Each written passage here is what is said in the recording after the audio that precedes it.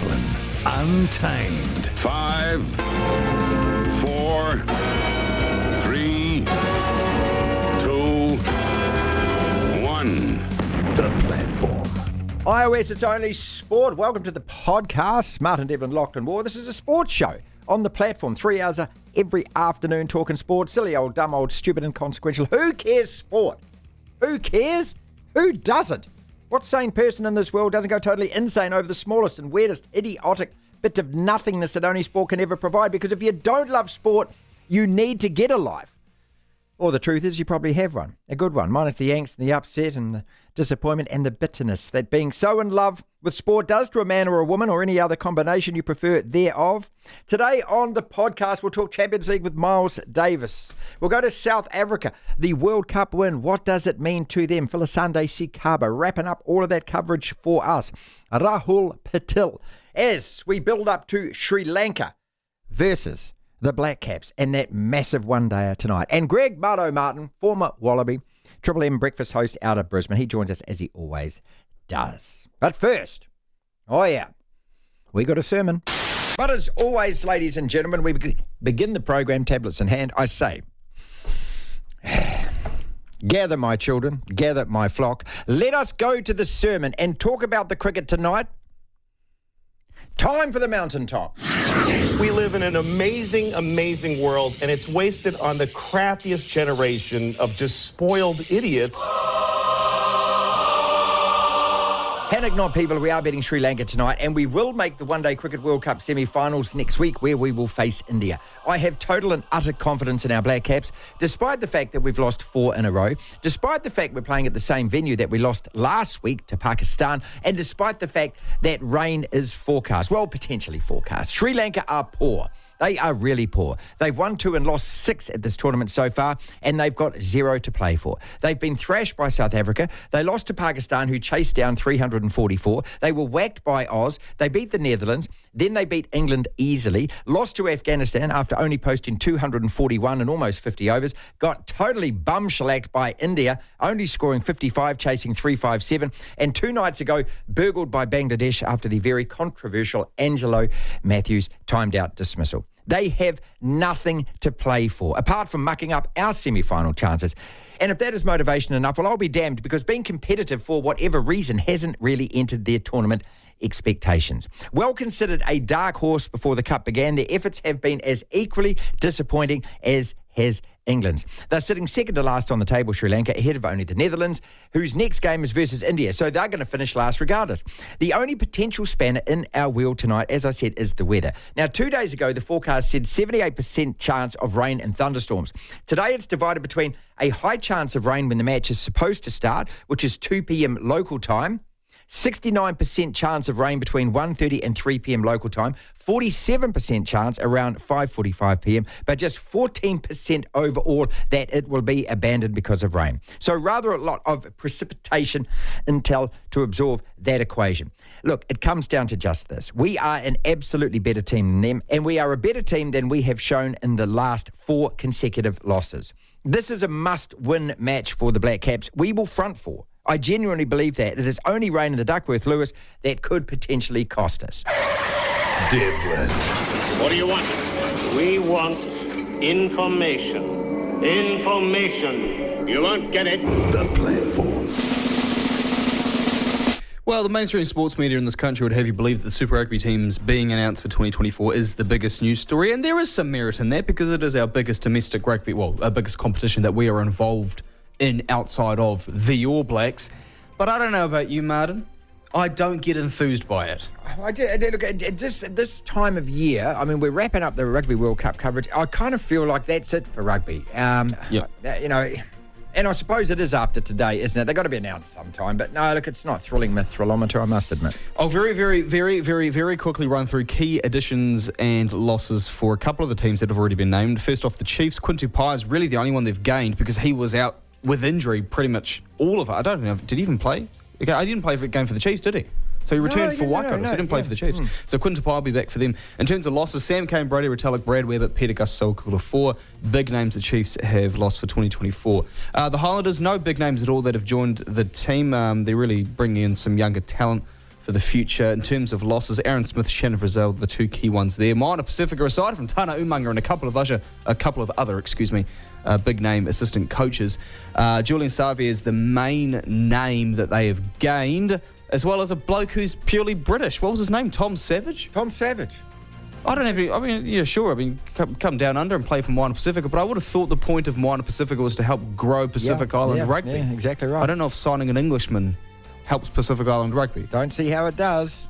Being Mind the devil's you, if advocate. they win some games, I suppose that does help. So maybe that's the way that they're thinking. In terms of losses, we knew this one earlier this year that Levi Almua has gone to the Crusaders, so he's left Moana Pacifica. The Hurricanes team has just been named. I'll quickly go through that in a sec. Blues are being named at 2 o'clock. Crusaders being named at 3. The Hurricanes, Brad Shields is into the team.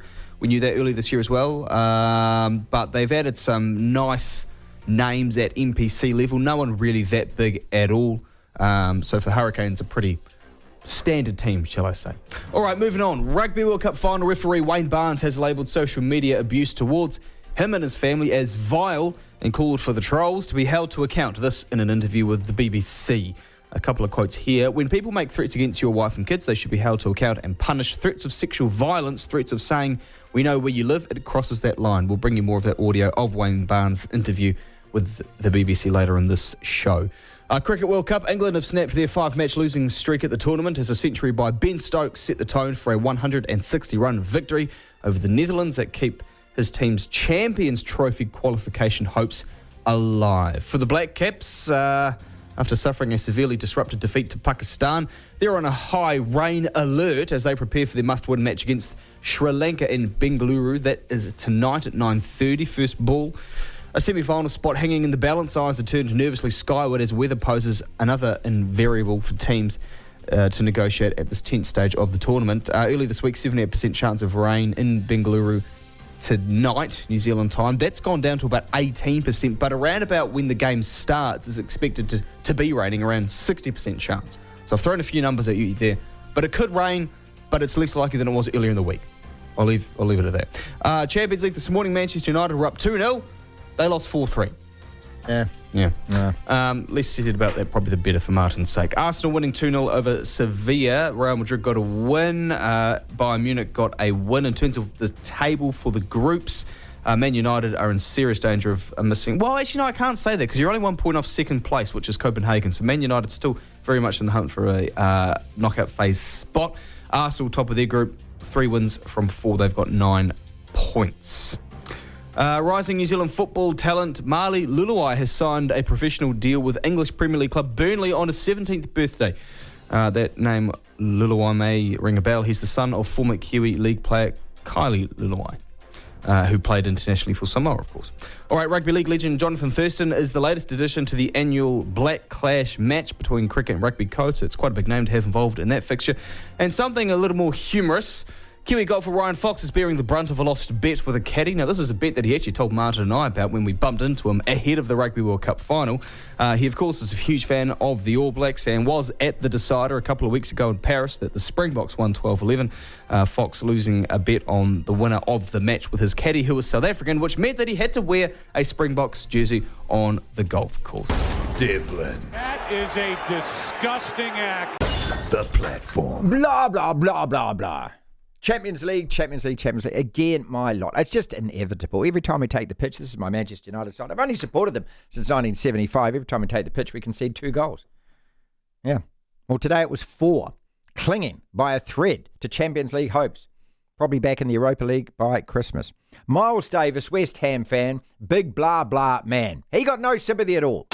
I need some life advice. I mean, you're pretty good at life advice, actually, which, you know, could be a contradiction in terms of some of the things that have happened to you. But you've always said that football is, you know, the great metaphor for life. And everything that happens, we should look at football and draw something from that, okay? Well, why is it just misery, bitterness and pain then? Have you looked at your life lately? I'll tell you, I was just talking to someone yesterday saying, you know, like, we think we got problems and that, and then you read something or you talk to someone else and you think, God blimey, theirs is even worse than mine, you know, and I think that's why, you know, especially if you support a team like most of us do, that 90% of the time are rubbish and you're suffering, when you get that odd little victory, you've got to celebrate, and you've got to celebrate it in life as well as in football. And losing games may pee you off and get you down a little bit, but it doesn't stop you getting up and feeling optimistic the next week. And again, that's what you've got to do in life. And I've got to admit, I am enjoying your relative misery at the moment. Well, it's so inevitable. We're talking about the Champions League today, people, and Man United 2-0 up in the 41st minute, away from home, crucial game. If you win this, maybe we could actually get out of that group stage. Rashford gets sent off. By half-time, it's already 2-2. We lose the game 4-3. It just seems inevitable. We can't defend. We're conceding 2 or 3 goals every time we play. Yeah, I don't think you've been helped at all by the sort of hierarchy of your club. And all the talk going out in the last week about Ten Hag getting the sack and Lopetegui being lined up and Roberto Zerbi being lined up and all these different people already being lined up to take over the job for the guy who ostensibly still got the job and trying to do it. That doesn't help. But also, it's quite an interesting thing I saw from Graham Souness saying that Ten Hag just struck him as someone who wouldn't command authority in the dressing room, especially when you've got lots of egos and international stars like you've got at Man United. Not that they're performing like them at the moment. And I started wondering about that. And I wonder whether he's come across, he's obviously respected and enjoyed at Ajax, but he's come over and there's suddenly no one respects him, no one relates to him. And if you look at their performances, you'd have to say that there's an element of that, along with maybe his team selection, maybe his tactics. But you look at players he's had to sort of drop, or he has dropped, because of either a sort of breaking of protocol or a perceived slight. And maybe that's, the rest of the team are reacting to that as well, saying, well, he didn't deserve to get dropped for that, and he didn't, I'm not sure what's going on, but you should be getting more out of the cattle, as they say in the trade, of the cattle that you've got. I'm just not convinced that you get rid of him and the next guy's going to do anything. We've been doing this since Sir Alex left, mate. I mean, I just bore you, haven't we? For the last 10 years, 6 or 7 managers, including caretaker managers. At some stage, you just got to go, that's the guy, don't you? Yeah, I suppose you do, but is this the guy? No, I don't know. Or you have to accept the fact that really normal service has been resumed. And those 27 years under Alex were just an anomaly. So, you're back to normal now. So stop bitching and get on living life like the rest of us. Bayern Munich through, Real Madrid through, Man City through, Barcelona look good. Arsenal look in charge of their group, 3 wins as well. Are you supporting New Zealand then tonight against Sri Lanka? Oh, yeah, shit, yeah. I like the Black Caps. It's only the All Blacks because all the All Black fans are so arrogant and up and oh, please, for God, how can you accuse us of that, mate? I like them losing. We said the World Cup alive, mate. I like the players. I respect the players. But, it makes me laugh the way All Black fans go around saying, England fans are so arrogant, the players are... Come on, have a look in the mirror. Please, anyone suggests that they might beat the All Blacks and you lot spit the dummy. How dare they consider they might win? What, a professional rugby side, 15 against 15, going on the pitch, and they must go, let's bow down. Hey, I tell you what, we'll just sit here while they sing their anthem twice, then we'll wait while they do a little dance for us, and then we'll bow down before them because they're so brilliant. Leave it out, mate. Leave it out. I'll tell you what, we were there and we were a point away. What about your miserable mob, mate? You actually just ploughed the tournament. How much did we lose by? How much did we lose to the 1 point. By? 1 miserable point. Exactly. So what's your point? My point is that you play rugby that is damn to hell is what you do. No, we played rugby that we had to play against a side that was far better than us. We overachieved. You probably overachieved as well, actually, now that I think about it. And like I said, I think the All Black players are fantastic. I think you've got a great setup. You've got a great culture of the game. And I really enjoy every All Black I've ever spoken to, from 60 years ago that they played or right up to the modern day, I've really enjoyed. And they conduct themselves really well. Unfortunately, the fans are a totally different Do another lap of honour for losing then. Yeah, hey, that's called appreciating your fans, not running off like in 99 down the tunnel. Did winning the Rugby World Cup mean more to South Africa than it did to us? I keep hearing this, And after Sia Khaleesi's comments when he arrived back in the Republic with the trophy, just about uniting that country, well, you couldn't help but be moved by it. We're wrapping up our Rugby World Cup coverage with Philisande Sakaba from Super Sport, who's going to explain to us the difference between the feeling now than 2019 and also reference 1995 and how the quota system has eventually really helped South African rugby. What does it feel like and how has it been these last couple of weeks with your team parading that trophy? It's been surreal, Martin. I think, the world saw the scenes in 2019 when the Springboks won the Rugby World Cup in Japan and went onto that week-long trophy tour. I think it went up a notch this year. I think the celebrations from 2019 were a bit of a fraction of what we saw and experienced in 2023. It's just been so surreal to see how much joy that it's brought to South Africans, And ironically, we speak about load shedding and the things that happen here in South Africa for about 5 days. A lot of that was forgotten. A lot of the problems that this country goes through were forgotten for about 4 or 5 days. And it was absolute joy. The streets were filled in Pretoria, Johannesburg, Durban, Cape Town, East London.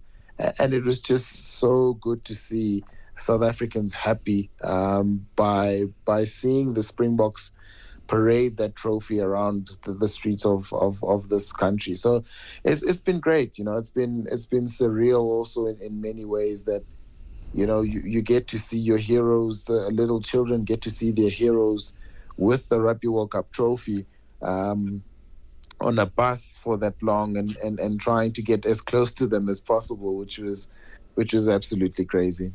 Philisande, I don't want to sugarcoat it too much, but I'll tell you what I delight in. I'm old enough to remember the 1976 tour. It was one of the first ones that we got up at, in the middle of the night to watch. And because of apartheid, the Springboks were such a divisive team in terms of South Africa. They were very much representative of that side of political life, apartheid, and I'm not undermining it in any way. And then in 1995, when you won, just to see what that green jersey meant to, a hell of a lot more South Africans, it feels now from what you're saying that this is a team that really genuinely unites your country now. And that's such a force for good, isn't it?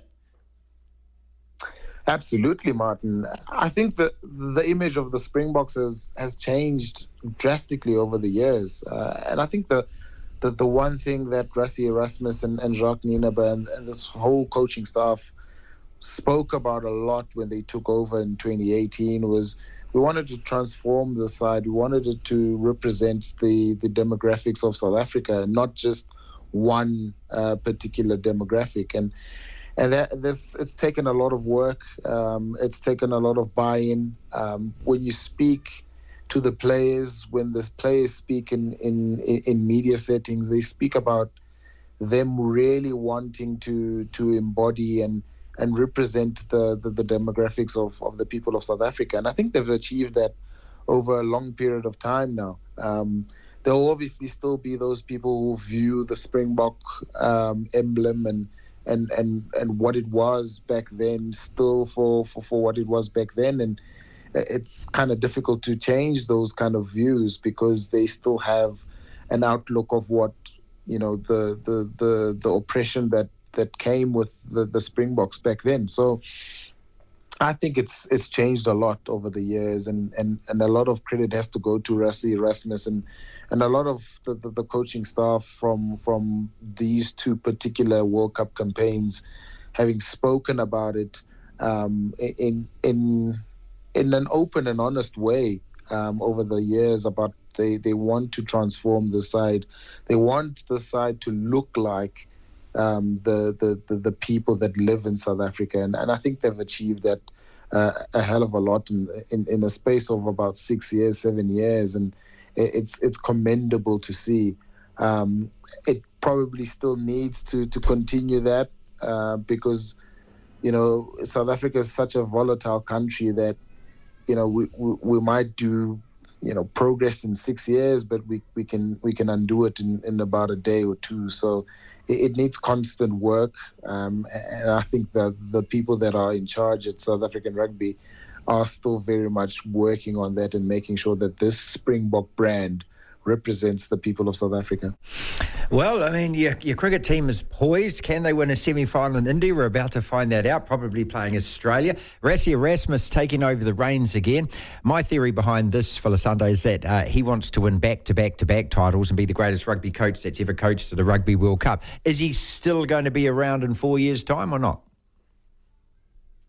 That's difficult to answer, Martin. I think, he's been around now for 6-7 years, and he's achieved a lot of success in the space of what is relatively a short time. So it's going to be interesting that the next 4 years, what it will bring for Rassie Erasmus and of course South African rugby. I think the minute that Deon Davids and Mzondile Stick signed on as assistant coaches, it sort of gave you an indication that whoever was going to be head coach was probably going to come from within the current setup.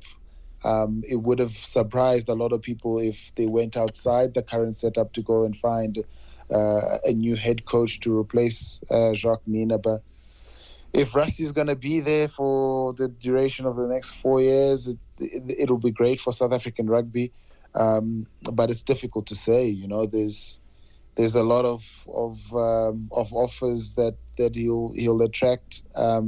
It's good that he hasn't gone to Ireland to fulfill the director of rugby position there. But there could be a lot of other offers that could tempt him in the next 4 year cycle leading up to Australia 2027. So it's remains to be seen how that's going to pan out. But I think if Rassie is still at the helm, then South African rugby is still in very good hands. To hear the full interview, download the platform at the App Store. Via Platform Plus, you can go back and listen to the whole show and all of the interviews in full. The Tight Five. 5 separate sporting topics, so roughly a minute there or thereabouts on each. And when the bell... That is a signal to us to move on to the next topic. Super Rugby squads have been announced, but a good old mate, Daniel McCarthy, Snake, who we worked for alongside at Radio Sport, has just tweeted, "Good on all you franchises. Here's the big announcement day. Can't get an interview with anybody." Is that not just absolutely typical of the way that New Zealand rugby is run at the moment? Big match tonight for the Black Caps against Sri Lanka. Your thoughts, Lachlan? Is Rain going to be the major player in this particular clash? Wayne Barnes, after you listened to that. Stephen Adams has undergone surgery in the right knee. Now, did not we talk about this and tell the public that and then get smacked back by the Memphis Grizzlies a couple of months ago for revealing what they didn't want anyone to know? Recover well, Stephen Adams. Former England captain Ian Morgan, who was the victorious captain in 2019, says England are, I quote, a sinking ship and the players need to take big responsibility for a poor World Cup. As well as that, we can talk about the Champions League, but we probably already have. Let's kick it off, though, with Super Rugby. The squad's announced today. That's really disappointing because Daniel McCarthy works on another sports network. But, we get this with Super Rugby. It is just so difficult throughout the season, is it not? To get coaches on, to get players on. Some of them are okay. Most of the people that do the PR for these franchises never return your call, never get in touch. And you wonder why New Zealand rugby, this is a dying product. And I know that you're going to come out with all kinds of downloading figures and increased interest and an explosion of growth. It's all rubbish. We can see it with our own eyes. About half a dozen games in the competition sell out. Every round, remember last year, we'd be looking at it going, well, there's only one game worth watching out of all of this. Yeah. You take it to Melbourne for the big weekend, and the stadium's about a quarter full, which is totally embarrassing for a product that you think is meant to actually be reinvigorating Australia, especially with the World Cup coming. And today, when everyone is just oversaturated with rugby and just so sick of it now because it just is never bloody stops, here's your big squad announcements. Why wouldn't... I mean, days gone by, I remember they used to fly us all down to Wellington and you'd have half a dozen players from every team. It was a bit of a fanfare, bit of showtime and everything else. But no. And somebody wants to give you some free publicity and you're not interested in it. Well, yeah. And it was just they're so difficult, the franchises, to deal with. They weren't too bad last year, very bad this year. The Blues were the worst. Oh, they're just hopeless, mate. They're absolutely, honestly, like, what is the point? Yeah. But then again, what is the point? Because 5,000 people turn up at Eden Park. Yeah. No one cares in Auckland No one about the cares. Blues. The Warriors own Auckland when it comes to the oval ball Much better code. to deal with as well, the Warriors. Well, just easy, but also they sell out every game they play. You don't sell out Blues. When you're not doing well for crowd figures, I mean, NZR here are sticking their heads in the sand and pretending that nothing bad is going on.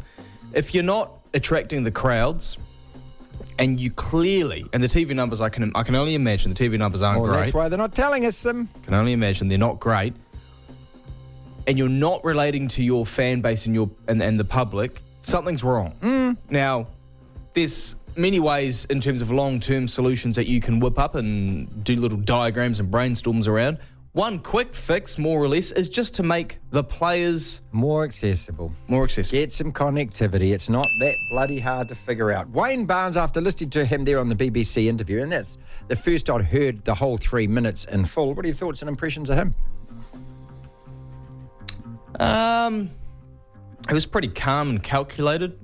You could almost call him robotic in the way he answered the questions. He was less emotional about it than I thought he probably would be, considering the things that he and his family copped. But then again, maybe an overtly emotional response isn't the most mature way to handle the situation when you're interviewed about it.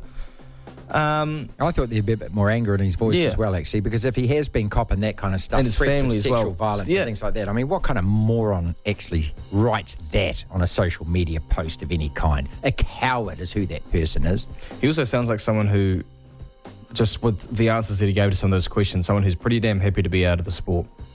And more so out of reffing sport. I thought the most significant thing he said was that, hey, you know, we go along to ref these games. We don't go along to wreck your afternoon, but, you know, people come along absolutely thinking that I'm there just to completely pee you off and destroy your team and your moment.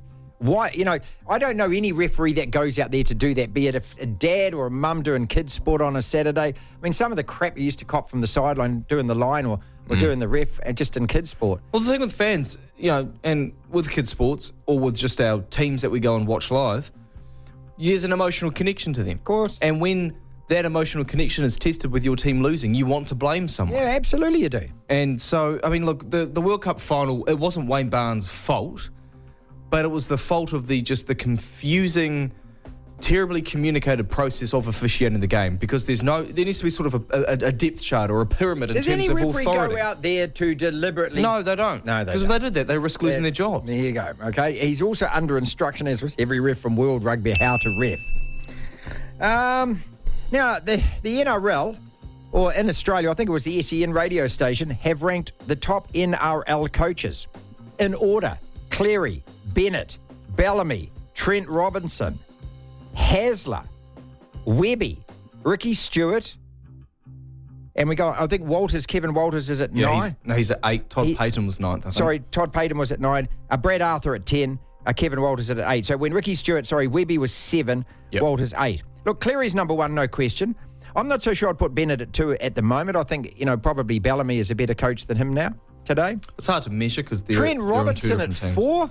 Well, Trent Robinson's What, a are you funny married one. to his girlfriend? Well, he's won 3 premierships, but he's always had a really good roster to work with. And the last couple of years, well, really since they won the 2019 premiership, the Roosters have been horrendously underwhelming. Hasler at 5? Based on the quality they have. Hasler hasn't coached since halfway through 2022. How could he be 5? Ricky Stewart? I mean, it's sticky. Ricky, I mean, I'd give I him think that. Ricky's a good coach. Webby at 7? I think that's recency bias because he had such a good year. Well, I think that also Kevin Walters should be Well, up. you just took your... The Broncos were Yeah. wooden... Okay, I'm emotional with this Yeah, because no. this is my Yeah, team, but fair the Broncos were wooden spooners in 2020. He starts at the start of 2021, and then in 3 seasons, he takes them to the grand final. Mm-hmm. And probably should have won the grand final. Probably should have when you're up by 25 points with 5 minutes 16. to go. Hey, 16. Well, whatever. You choked it and blew it. You know you did. Sri Lanka tonight against the Black Caps. This is a gimme game, isn't it? I'm not It's worried not a about this at gimme. all. Come on, this is the Black Caps. It's not a gimme. Mate, we're so much better than them. Yeah, but we've lost 4 in a row. Yeah, but they're against good teams. Well, Sri Lanka are not bad on their day. They're bloody second They're to not last, bad on mate. their day. Well, what day have they had That at this could be World Cup? today. Today could be their day, especially if there's rain. And this is a match that is decided by DLS. Yeah. I'll tell you what, the rain. Ever since we began this week, I've been looking ahead to this game, and I've just been obsessing over the weather charts, maps, and percentages. 78% down to 69, up to 47, down to 14, 53 maybe. Yeah, there's a 2 or 3 hour block where it's like 60% chance of happening, and that's at the start of the game. Start of the game, yeah. That's the biggest worry about this, people, because local time over there, it starts at 2 p.m, so it's 9:30 tonight. But the big rain is forecast between 1:30 p.m. in Bengaluru and 3 o'clock. So rain reduced could cock us up. That's the only thing that's going to cock us up is that. I mean, I think otherwise we dick them. I will say one thing. Yep. We've had a lot of luck go our way at the... I hate saying that luck's a thing, but we've had a lot of luck go our way at the Cricket World Cup over the last 2 tournaments before this one. So maybe it goes the other way this year. Former England captain Owen Morgan says England are a sinking ship and the players need to take responsibility. Good on him for saying it. What's he saying it now after the World Cup? Well, he said that they've still got a game to go, but he's saying it during... It's quite easy to say that when they're losing. Well, you're not going to say it after the first game, are you? You've got to wait till they are. No, I tell you what, if he said it before the tournament, I tell you what, we're in some trouble here. Well, no one thought that, though, because this is an England side that plays baseball, They won the T20. That's Test cricket. This is limited overs, and they won the T20 World Cup last year. And Ben Stokes was coming back, and he's the hero. You like Ben Stokes? I love the fact that they're useless. That's what I love. Why? Because them in Australia, when it comes to cricket, I mean, if they're great if they're losing. Good. Yeah, but isn't an enemy of your enemy your friend? So shouldn't they be our friend? I don't know if it applies to sport. Black Caps versus Sri Lanka tonight. It's all on. We win, we're in. Pretty much that's how it goes. Simple equation. The only fly in the ointment could be the weather. All eyes on upstairs because there is percentage chance of precipitation. Our man on the ground is Rahul Patil. We are all obsessing about the weather, and I know it's going to change before the game gets underway at around about 2 o'clock your time today. But what are you thinking and what are you hearing? Well, right now it was a foggy morning. I've just seen the sun peek out of the clouds. And there's not been a drop of rain yet this morning, but it has been raining all week. The weather forecast is terrible, but we just keep our fingers crossed and do a little rain dance whenever we can. Okay, when you say it's terrible, we started off a couple of days ago where you're saying there's a 78% chance of thunderstorms and rain. We've been watching it today, and apparently it's down to 14, but when play is meant to get underway around about 2 o'clock, between 1:30 and 3 this afternoon local time, it is going to rain. Is that still the case? That is still absolutely the case. Bangalore's a bit weird in the sense that it's a fantastic draining ground.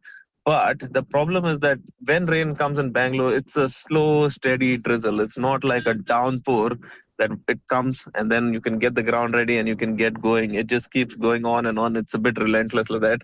That is exactly what happened in that last game when we played Pakistan.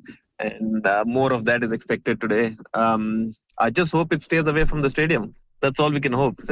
This is a ground where also we did so well against Pakistan. We hit 401. It was and yet we lost that match. So again, what is the threat from Sri Lanka? Do they have that kind of batting power in their arsenal? They've got a couple of guys who are in good nick, but look, you have to accept the fact that what we saw Fakhar Zaman do the other day was freakish. It's what we saw Glenn Maxwell do the other day was freakish. That does not happen every game. But yes, they do have a couple of good batters. Kusal Mendes, the captain, he's been in good nick. And there's Sadira Samar Vikrama, who's also been in decent nick. Man for man, definitely the Black Caps have the edge. But it's a World Cup game. It's a must-win game. There is going to be pressure. So, we just see how they turn up. The Black Caps plan well. That's always been their strength. So we just hope that they've got their plans in place, their matchups in place, and put their best foot forward when it matters. You've been there the whole tournament, okay? So you get a feel for it, and it was like us at the Rugby World Cup. You get kind of an insight, that you don't get when you're just broadcasting it or talking about it from a long distance. So what does your gut feel about this game? My gut feel is that New Zealand, if we get a full game in, New Zealand should win. If it's a shortened game, it's a bit of a lottery. But if we do get a full game in, New Zealand should win. if for some reason we have to share the points, that still keeps us ahead of Afghanistan and Pakistan. But then we sit and pray that both those teams either lose their last game or also share points in their last game, which means then our net run rate takes us through. Look, it's not been the best of tournaments. We've beaten teams that are ranked below us, but we've struggled against the teams that are ranked above us. And when you're in World Cups, you need to beat at least a couple of sides ranked above you, and we've not done that with a single team yet.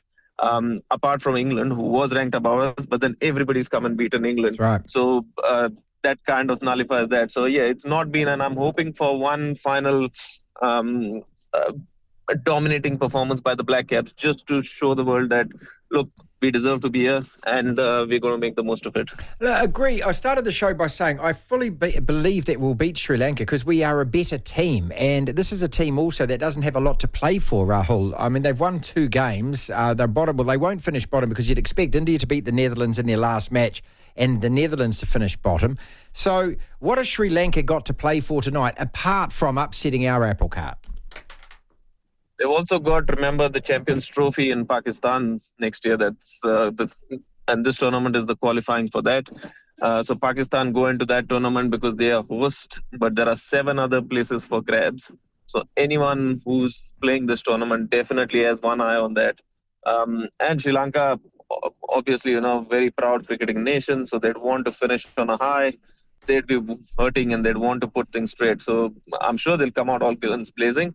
But I just think we are a better side. We've got better resources, and I think we should get the job done. Rahul, when you're going to the press conferences, when you've won 4 games and then you've lost 4, have you detected, any difference in the body language, the confidence of the team, anything like that? Yeah, like you rightly said, when you cover a whole tournament like this, you tend to get a vibe that's there. And somewhere deep down, I just get the feeling that the planning that they depend so heavily on, and their intel and the analysts that they depend on so heavily, there's a feeling that they've been let down by that a bit. That's the feeling I get. When you look at local conditions, pitches, team selections, matchups, a lot of work goes into the background, even before you get on the park and play the game of cricket nowadays. And I think somewhere Black Caps have always prided themselves on getting the right information and selecting right, and doing all those, ticking all those boxes to prepare themselves fully. And I think somewhere they're feeling like they haven't got that right this tournament. And you can see it when they talk to you, when they say, look, the intel we were given wasn't right, and this didn't work out, and this, we thought this would happen, but it didn't. And when you start talking about that, that just shows that, you're not happy with your preparation. And that's the feeling I get. Yeah, look, very perceptive indeed, because Simon Dool was on the show yesterday and he was talking about we've made mistakes in our bowling lineup, we've made mistakes in the fields that we've set, playing Ish Sodhi against Pakistan on those short boundaries, when you were saying the other day he doesn't have that change-up ball that you need, or that ball that Mitch Santner does, which is impossible almost to hit away and slows the batsman down. Just, these are the kind of micromanagement decisions, aren't they, that make such a huge difference and have put us in a position now where, look, we should make the semi-finals, but it should have been a hell of a lot easier. Do you think that? Absolutely. We were 4 wins out of 4. We just needed a couple more and we would have been through. We'll rue our chances. We were 1 wicket away from kind of having a go at India's lower order, and it's not a great lower order. We could have been in a position to win that game. We were 1 shot away from chasing down 388 against Australia. And a few things here and a few things there. If we had done those basics right, we would have probably got across the line in that game. We chose to field first against South Africa, a team that loves batting first. So that decision wasn't the best decision made. And in the last game, we were unable to break a partnership which just went on for 194 runs. So, yeah, you are right. This should have been so much easier for us, but we've left it till the last dance pretty much. And now we're in a situation where we're fighting against the weather, we're fighting against what other teams are doing, and it's not the best position to be in. But sometimes, and I know this happens a lot in sport, is when a team sneaks in through the back door, that's when they start peaking. And you can just hope that if we get into the semis, get ourselves in there, and we might just, put our best game forward in the semi-finals and the finals. To hear the full interview, download the platform at the App Store. Via Platform Plus, you can go back and listen to the whole show and all of the interviews in full. Mardo joins us every Thursday on the show. That is Greg Martin, Triple M Breakfast host out of Oz. One Day Cricket World Cup. The whole of Oz is in love with the big show. Glenn Maxwell. As well as that, the whole of Australia has fallen out of love with Eddie Jones, mate. And did the right team win the Rugby World Cup? Why am I asking an Australian that question? Mardo, it's always a pleasure, mate. You're going to win the Cricket One Day World Cup?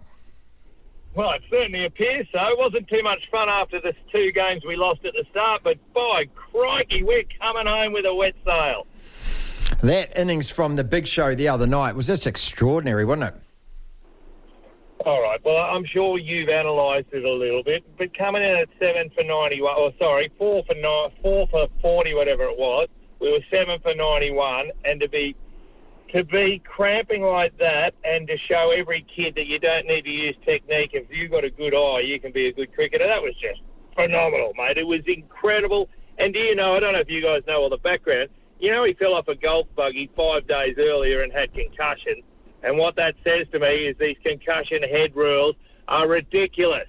The more concussed you are, the more runs you can score in cricket. That's what it tells me.